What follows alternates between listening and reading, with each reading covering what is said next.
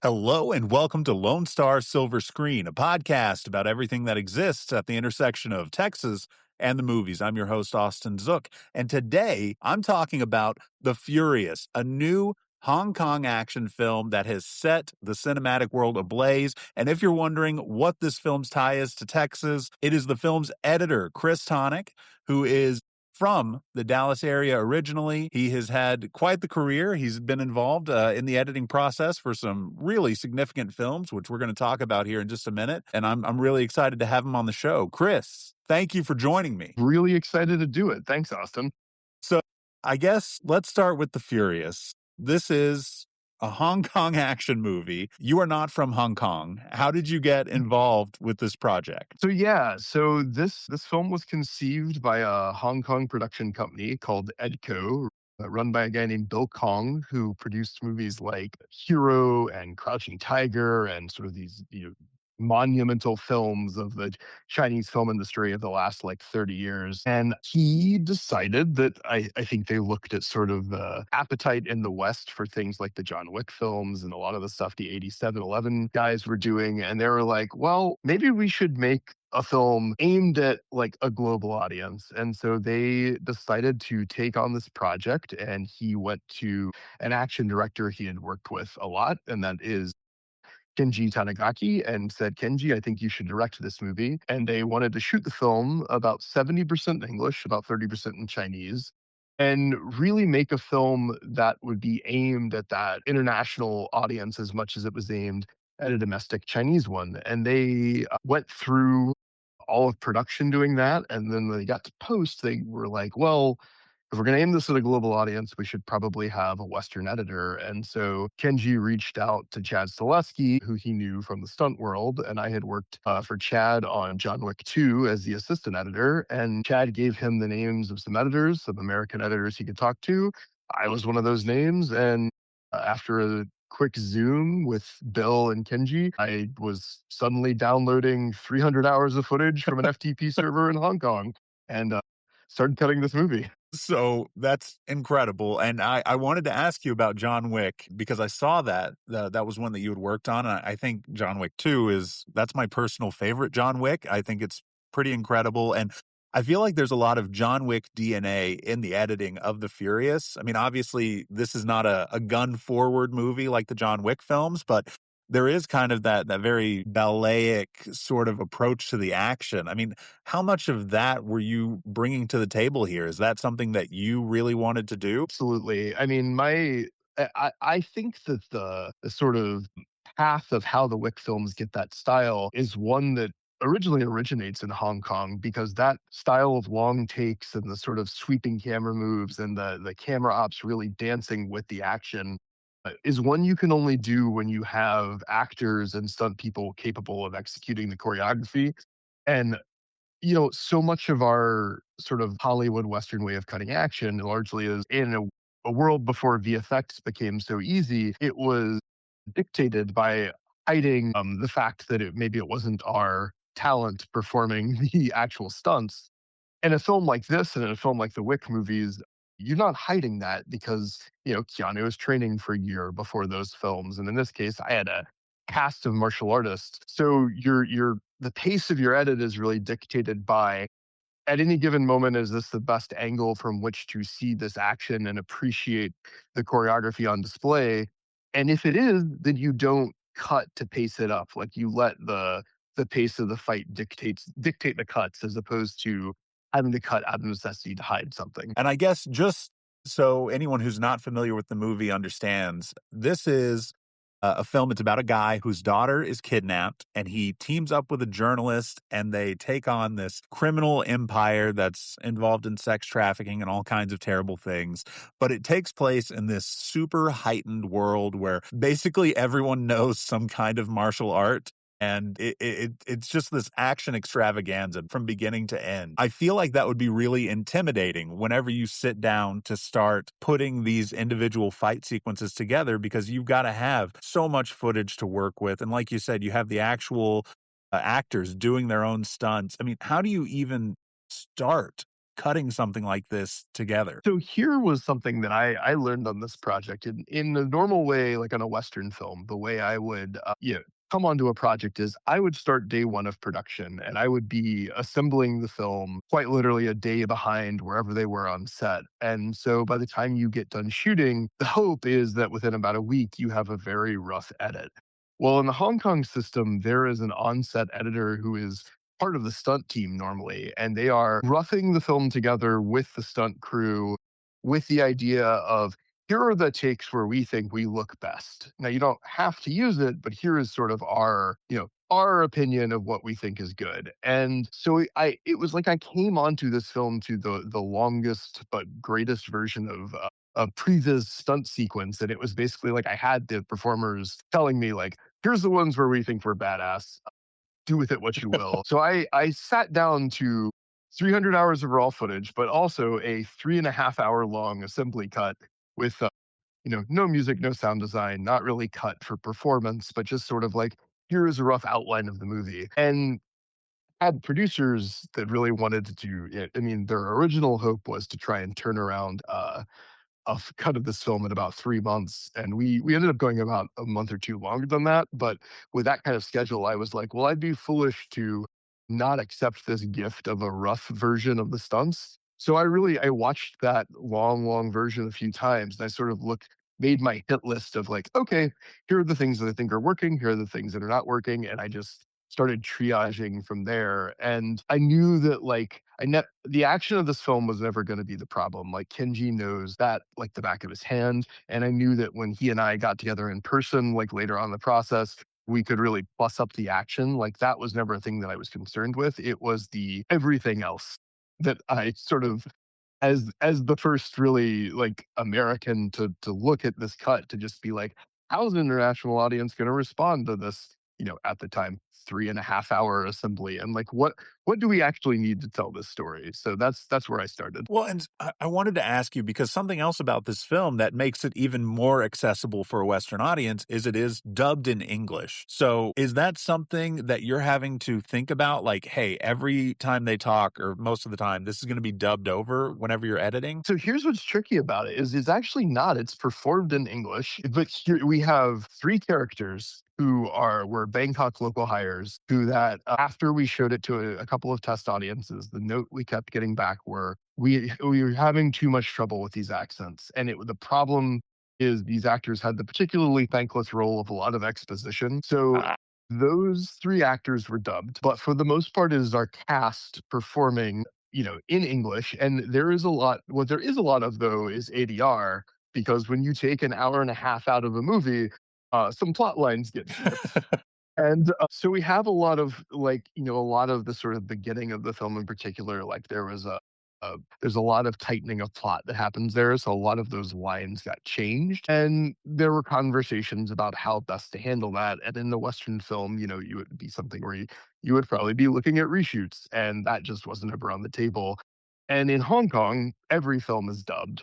So the conversation between myself and the producers where I was like, I think people are going to be sensitive to this for a Western audience because we're not used to watching dubbed films. And they're like, well, we think it's okay. And I'm like, oh, okay, well, we'll go forward. And so, yeah, it is like, I would say there's probably like 20 minutes of the film all told is like ADR, but it's in particular, like the two cops are the two people we had to dub. So I think that they end up being pretty noticeable because they are giving you a lot of information that is required to move the plot forward. But Right. yeah, like Joe and who plays Nadine, it's entirely him. And Brian, who is the sort of big bald guy, he grew up in Orange County, so it's his own Oh, performance. So like, yeah, Joey, the bad guy with glasses, like he split time growing up between Southern California and Tokyo, so it's his own voice. Like, yeah, it's all these guys are, if they are being revoiced, it is because of a plot change and not necessarily a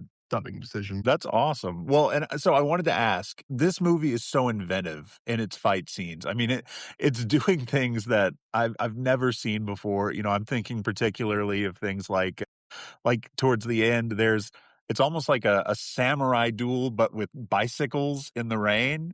I mean, Yeah. whenever you're watching that rough cut, I mean, are you just seeing all of this and getting giddy about the opportunities? Absolutely. I mean, I like this kind of film has always been my wheelhouse. Like I love like wuxia films and old Shaw Brothers stuff, and like getting to when I was in college, like because of the success of Kill Bill, like some of Yin Wu Ping stuff from the '90s was getting released by major Hollywood studios, so that was cool. So I'm just looking at all this stuff like, oh man, I have just been given like the greatest toy box in the world of stuff to play with. Yeah, I could not have been more excited to have a first crack at like that bicycle duel, especially. I was just like, this is amazing. Now, I wanted to ask, just zooming out for a second on your career, you went to SMU's film school, correct? I did, yeah. That's so cool. So tell me a little bit about how you get from there to where you are now, where you are working on this film. So I went to film school at SMU, graduated in '05, and stuck around in Dallas for about 5 years doing corporate doc and reality work at a place called AMS Pictures on the Tollway. And I was about to hit my 5 year mark there and was kind of like, I really went to school to make movies and I feel like I'm not doing it. Like, this is if I'm ever gonna take a shot at it, this needs to be the time I take a shot. And luckily my boss at AMS was super supportive and was just like, yeah, man, like this is you're in your 20s. If you're gonna do it, this is the time. So I, saved money, moved out to LA around 2010, 2011, and went back to assistant editing when I got out here because I kind of knew that if I wanted to swap over into scripted entertainment, it was going to have to be working my way up the chain. So I worked out here on a couple years of worth of reality shows and then was lucky enough to find my way into a very low position at Bad Robot for what was supposed to be a 2 week stint helping out on like an in-house project and turned into a 1 year stunt that was me working on one of the JJ Star Trek movies. And from there, just a bunch of good people I met at that job. Like it ends up being kind of a small town in a big city with the LA film scene. And I just have managed to sort of bounce job to job from that time. And I was lucky enough to get onto some really cool projects, like worked on the first Guardians of the Galaxy. And from there, met Fred Raskin, who I ultimately ended up working with on Once Upon a Time in Hollywood as his assistant editor. And yeah, it really has this been like you sort of meet your crew. And I've worked with those same people for the last 15 years. So, as an assistant editor, I mean, if somebody's listening and they don't understand the difference, what is an assistant editor doing as opposed to just the main editor? Sure. So the duties have changed as we've, of course, got into digital, but your job is to run essentially the tech side of the cutting room. Like my job as an assistant was doing everything I can to keep the editor focused on editing. And so that would be I was processing all the tech, all the dailies as they would come in. I was syncing the footage. I would normally handle VFX if there weren't enough VFX to warrant bringing in an entire separate editor for that department. On something like a Marvel movie, you have multiple editors whose only job is VFX. And then if you get through all the tech side and you get through all the sort of minutia of the edit room that there is to do, you'll occasionally get to cut some scenes and you're normally the first audience the lead editor puts things in front of. I try and do that as well, of pull my assistants in and show them a cut and get notes from them as far as what they think is working and what isn't. I also try and get them to take a first pass at scenes and work with them on refining them. Also, as the assistant editor, you end up doing a lot of like temp sound work, temp VFX work, stuff that is only going to live in the version of the film until you lock it, and then actually the work will be done at a higher level for final. But as you're sort of refining what the vision of the film is, there's a lot of iteration that has to go through. So it's you're not going to start doing VFX or sound when you're still working on a film that is 45 minutes too long, and you don't want to start that very expensive, very time consuming work in earnest before you land on what the film is. So yeah, I guess I would define the assistant editor's job as everything that isn't the actual editing of the film. And then hopefully, if there's time, you get to do some of that too. What was the film where you made the jump from assistant to lead editor? So after Once Upon a Time in Hollywood, I talked to Fred and I was like, I think I probably need to go find a small movie to cut. And he countered that and was like, you can do that, or you could come to Atlanta with me. He's like, and I would still need you to run the cutting room as the first, but I will also make sure that you get to cut on this was on the James Gunn Suicide Squad. And so I went off to Atlanta with him. We shot the film. I did some cutting. We came back to LA, and then 2 weeks later, the world shut down with COVID. So I worked on that movie from my kitchen table for about 6 months. And then a friend of a friend got asked to cut a horror film that was shooting in Boston toward the end of 2020. And he couldn't do it, but he knew that I was kind of still looking for other movies to make the jump. And he told them to talk to me. So the first film I did as the sole editor was this Bruce Campbell horror comedy called Black Friday. So that was my first solo credit. Well, I mean, getting to edit Bruce Campbell, that must have been pretty cool. Absolutely. I mean, the year after my senior year of high school, I was the summer right after that, I was working at Dallas Community Television teaching video camp, and Bruce had just written If Chins Could Kill and came through a bookstore in Dallas. And I remember going and like lining up and getting to sign my copy of that book. And so when I got the first footage of Bruce, I was just like, this is kind of a full circle moment for me. It was pretty amazing. That's awesome, man. So you've done horror, you've done action. You did freelance. I saw with John Cena and Allison Brie, correct? I did, yeah. So that's kind of like an action comedy. I mean, is there another genre that you really want to work in to flex your skills, or do you just want to keep doubling down on kind of this zone that you're making for yourself? Man, I mean, I am such a sucker for science fiction. Like, I look at like the editor. If I could swap careers with any editor, like Joe Walker cutting for Denis Villeneuve's, getting to do like smart, big budget sci-fi, that's like the dream. Yeah. But I would certainly never say no to like something like that. I mean, the fact if they keep making Dune movies, we'll see how they go past the third one that's about to come out. But man, I would certainly never say no to a Dune movie. So you're psyched for part 3? I am. I really am. I've read I think the first 5 of the books, so I know we're going to be diverging from I think the source material, but I'm excited to see what they do with it. But to say you hung in there when the books start getting weird. You just kept rolling So with it. so weird. Yeah. I mean, the second you're like, and then now it's 10,000 years later. You're like, oh, cool. Okay, that's a big time jump, but sure, we'll roll with that. Like there's a man worm who's the god Yep, emperor now. sure is. It's like, what's he gonna do? Talk mostly at length, Don't worry, you'll pick it up as it goes along. right? So, I wanted to ask, what's next for you? I mean, this movie's making the rounds. It's getting a lot of love from basically everyone I know who enjoys action movies. I mean, what do you have on your plate, or what are you going to try and parlay this into for the next step in your career? I mean, we'll see what comes up. Like I've been having interviews with some cool projects. Like nothing is certain yet. It's been I just finished a polish cut on a studio film that I don't think I can talk about yet, but like we'll see what comes up. I would love to. I mean, the dream would be Kenji is about to do a movie with Lionsgate, and I would love to cut it with him. We'll see how quickly that gets up on its feet. I think it just got announced he is going to do a action movie with Peter Dinklage, and I would Oh, absolutely love to do another movie with Kenji. He's one of the best directors I've got a chance to work with. So well, Chris, before we wrap this up, I end every episode of this show by asking my guests, what's something you love about Texas? Do you have an answer for me? It can be anything at all. man, I would say I was born and raised in Dallas, and I think that attitude of just going out and doing something that is pervasive to Texans is definitely something that I took into my life and into my work. I was never afraid to sort of take big swings, even in film school. I shot a western for a Film 101 project, so that impetus to just be like, oh, I think I'll just move to California and see how that works out without really knowing anybody in town is something I feel like I could only have learned like growing up in Texas and in the era that I did, and I something I really respect and admire about the people of the state. Absolutely. Okay, if you're listening to this, The Furious is coming out on video on demand July 7th. It'll already be out by the time this episode airs, so you can go find it at all the usual places, wherever it is you rent or buy your films for streaming. Chris, if anybody wants to follow you and your work, where can they go to keep up with you? Absolutely.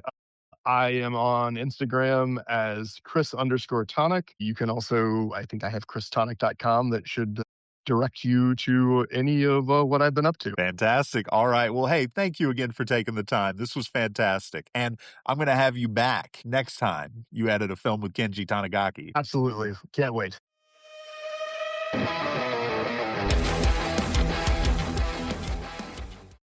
Thank you for listening, and if you enjoyed the show, please remember to rate, review, and follow us wherever it is you get your podcasts. You can also follow us on Instagram at Lone Star Film Pod. We'll be back soon with another new episode, but in the meantime, we'll see you at the movies and on the dusty trails of Texas. Bye.